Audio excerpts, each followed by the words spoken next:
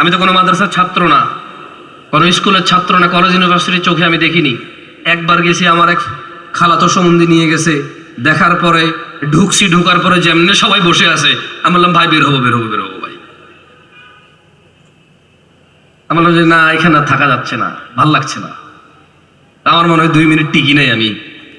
হয়তো college university স্কুলের ভিতরের পরিস্থিতি হয়তো ভালো, তবে বাহিরে খুব একটা ভালো লাগেনি আমার।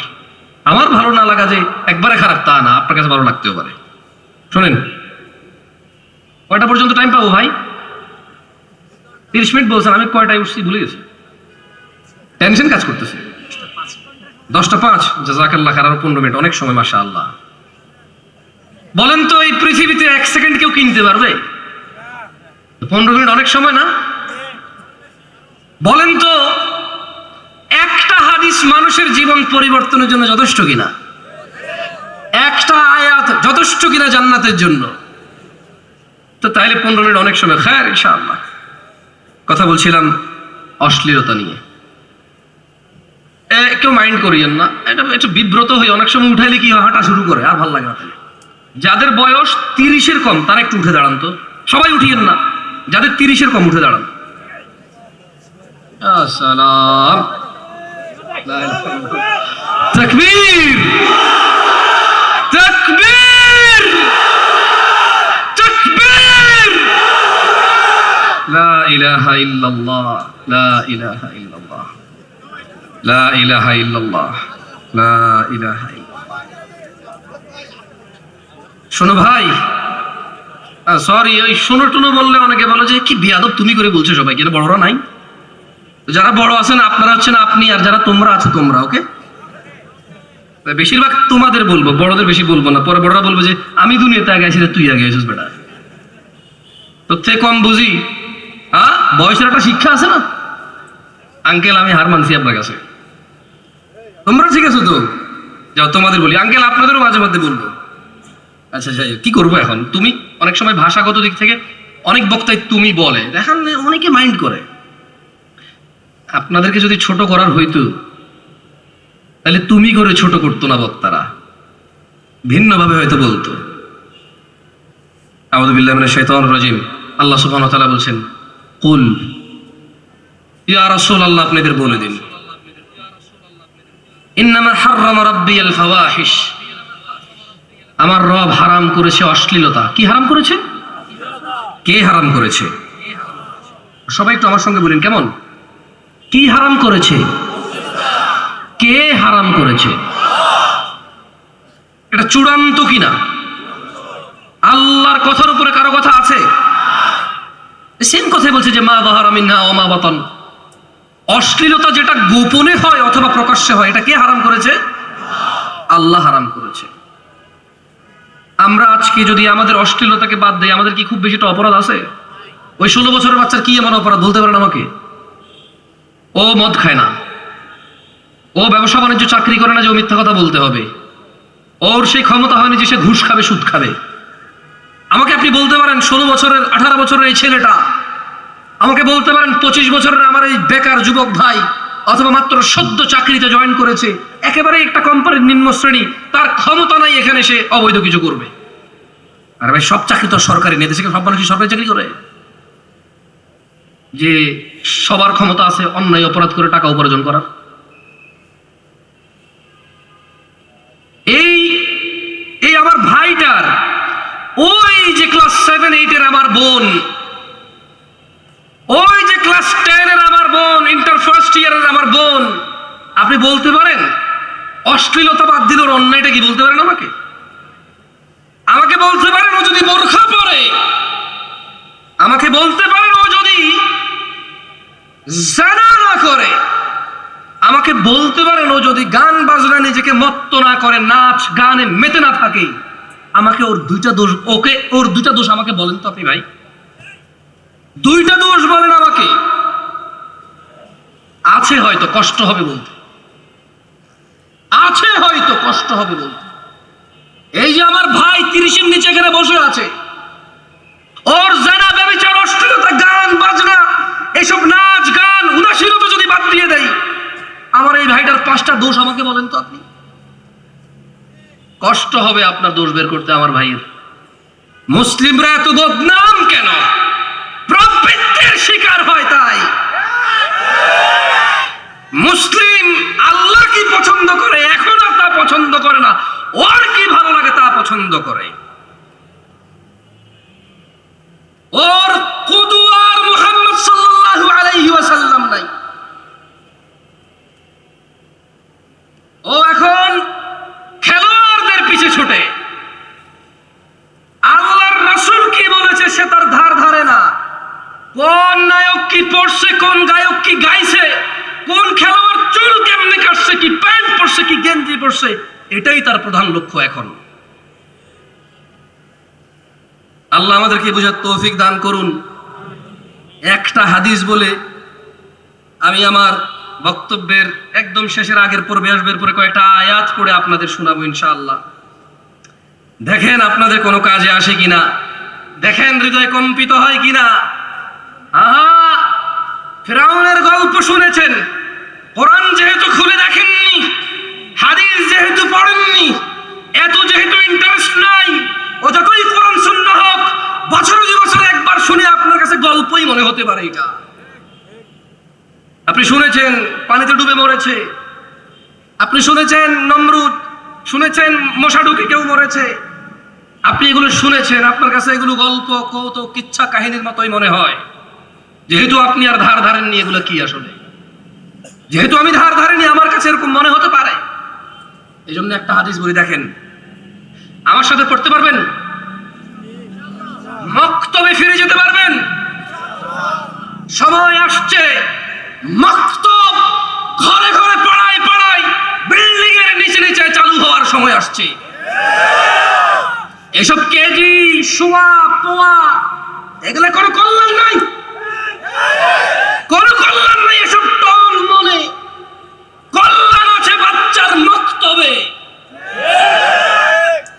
আপনি ওকে আল্লাহর সাথে বিচ্ছিন্ন করেছেন, ও আপনাকে নিজ থেকে বিচ্ছিন্ন করে বৃদ্ধাশ্রমে প্রবেশ করিয়েছে। যে তাকে পানি থেকে, যে তাকে মৃত্তিকা থেকে উঠাবে, আপনি তার সাথে পরিচয় করতে সন্তানকে ব্যর্থ হয়েছেন। আপনার সন্তান আপনার পরিচয় দেয় না, এতে আপনি ব্যর্থ হয়েছেন। দেখেন আমার সাথে হাদিসটা পড়েন। বলেন আয়েশা রাদিয়াল্লাহু আনহা আন্না রাসূলুল্লাহ সাল্লাল্লাহু আলাইহি ওয়াসাল্লাম। সবাই বলি লজ্জার কিছু নাই, কি আসে যে আমিও তো বলতেছি। আমি বললে যদি বক্তা হই, আপনি বললেও তো বক্তা হবেন, হবেন না? যদি আমি বলে বক্তা হই, আপনি বললে কি হবেন? আজকের এই ইসলামিক কনফারেন্সের বক্তা আমরা সবাই। চলেন সবাই মিলে বলি। বলেন আয়েশা রাদিয়াল্লাহু আনহা থেকে বর্ণিত, তিনি বলেন রাসূল সাল্লাল্লাহু আলাইহি সাল্লাম বলেছেন, ইয়া উম্মাত মুহাম্মদ। সবাই মন খুলে, একদম মন খুলে বলেন যাতে এটা মগজে ঢুকে যায়। ইয়া উম্মাত মুহাম্মদ, হে উম্মত মুহাম্মাদি, মা আহাদুন আগিয়ার মিন আল্লাহ। তোমাদের মধ্যে কেউ আল্লাহর চাইতে অধিক মর্যাদাবান নয়। আইয়ারা আবদাহু আও আমাতাহু তাজনি। তিনি সুবহানাহু তাআলা ওনার কোন বান্দা, ওনার কোন বান্দি এদের জিনা করা অবস্থায় দেখতে চায় না। কে দেখতে চায় না? কে কে? এমন কোথায় তুমি যাবা যেখানে তিনি দেখে না? এমন কোথায় যাবা? কোন সে হোটেল, কোন সে নগর, কোন সে শহর, কোন সে পাড়া, কোন সে চিপা, কোন সে চাপা, যেথায় তিনি দেখে না? বলতে পারো? বলতে পারো তুমি কম্বলের নিচে মোবাইলে ঢুকে গেলে উনি দেখে না? বলতে পারো? উনি দেখে। আর উনি বলছেন আল্লাহ অধিক মর্যাদাবান সবার চাইতে। উনি দেখতে চায় না ওনার কোন বান্দা, ওনার কোন বান্দি জিনা করছে, উনি দেখতে চায় না। বলছেন ইয়া উম্মাতা মুহাম্মদ, হে উম্মতে মুহাম্মাদি সাল্লাল্লাহু আলাইহি ওয়াসাল্লাম, লাউ তা'লামুনা মা আ'লাম, আমি মুহাম্মদ মুস্তাফা যা জানি ও উম্মতরা যদি তোমরা জানতা, লাদহিকতুম কালিলা, অল্প হাসতা, ওয়ালা বাকিতুম কাসীরা, অধিক কাঁদতা। সরি ভাই, বহুত চিন্তা করে আসছি, উত্তরা অনেক পয়সা এলাকায় আসছি, কুল হয়ে কথা বলতে পারি নাই, দুঃখিত। এই চেতে খেপেই গেছি আমি। আমার এই অভ্যাস কবে যে বদলাবে, এই দোষ আর আমার যাবে না। বাংলাদেশে এই দোষ নিয়ে মরতে হবে। তোমরা আস্থা রাখো, আমি চিন্তা করছি, শেখে এত সুন্দর একটা বক্তব্য দাওয়াত দিছে, উত্তরায় যাচ্ছি, সুন্দর সুন্দর বিল্ডিং, পরিষ্কার পরিচ্ছন্ন রাস্তাঘাট, লোকজন বেশিরভাগই সচ্ছল, মাশাআল্লাহ, ইংরেজিতে কথা বলা মানুষ, সুন্দর বাংলায় কথা বলা মানুষ, গাড়ি বাড়িওয়ালারা আসবে। I am going to do something next level, এমন কুল হয়ে কথা বলবো, পারলাম না। I am really sorry about that. আসলেই পারি নাই। শুরুতে কত আস্তে আস্তে শুরু করছিলাম না, আমি আমার আমিত্বে চলে আসছি। আল্লাহ আমাকে আশ্রয় দিক। যাই হোক, আমাদেরকে জানা করা অবস্থায় কে দেখতে চায় না? আল্লাহর নবী যা জানতো, আমরা যদি তা জানতাম, তাহলে আমরা কি কাঁদতাম বেশি না হাসতাম বেশি? সময় এসে গেছে ভালো হয়ে যাওয়ার, সময় এসে গেছে আমার বক্তব্য শেষ করার। আর 5 মিনিট যে কোরআন তেলাওয়াত করে শেষ করে দেবেন ইনশাআল্লাহ, লাভ নাই। আউযু বিল্লাহি মিনাশ শাইতানির রাজীম। প্যান্ডেলে যে বোনরা আছেন, আমি রিয়েলি সরি, আমার কাছে মহিলার আর পুরুষের আলাদা ওয়াজ নাই। হায়েজ নিফাস নিয়ে হলে আলাদা করা যায়, বাপের সম্পত্তির ভাগ হলে একটু আলাদা করা যায়। হিজাব কে কতটুকু ঢাকবে, পুরুষ কতটুকু ঢাকবে, মহিলা কতটুকু ঢাকবে, পুরুষ কতটুকু ঢাকা জরুরি, মহিলা কতটুকু ঢাকা জরুরি, মানে এই পর্দার বিষয়টা আসলে একটু আলাদা করা যায়।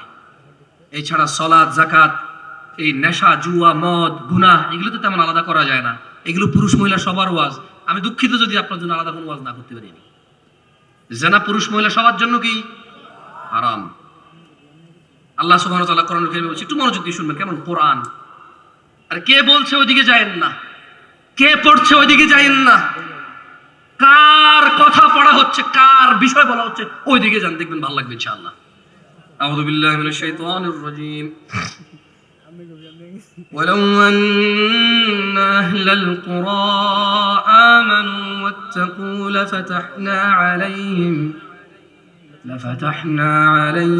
بركات من السماء والأرض ولكن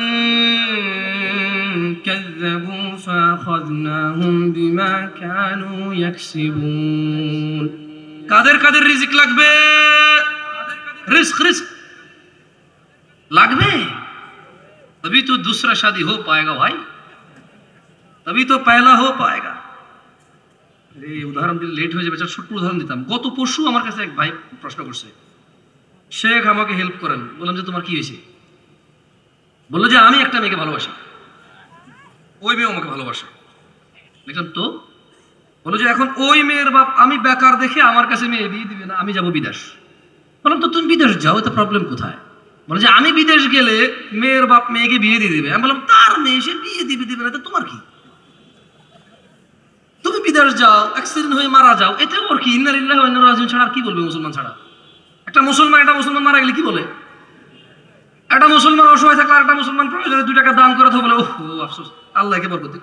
আমি বললাম ওর মেয়ে, ও বিয়ে দিবে না, তোমার কি? আর তুমি বিদেশ যাবা না, বেকার তুমি বেকার কেন? তোমার কি কাজ করা কি নিষেধ বাংলাদেশে? বাংলাদেশ সরকার কি তোমাকে বলে দিয়েছে তুমি কাজ করতে পারবে না, তাহলে দণ্ডনীয় অপরাধ হবে তোমার? তুমি বেকার কেন? কারণ তোমার পছন্দ মতো কাজ দেখায় তুমি বেকার।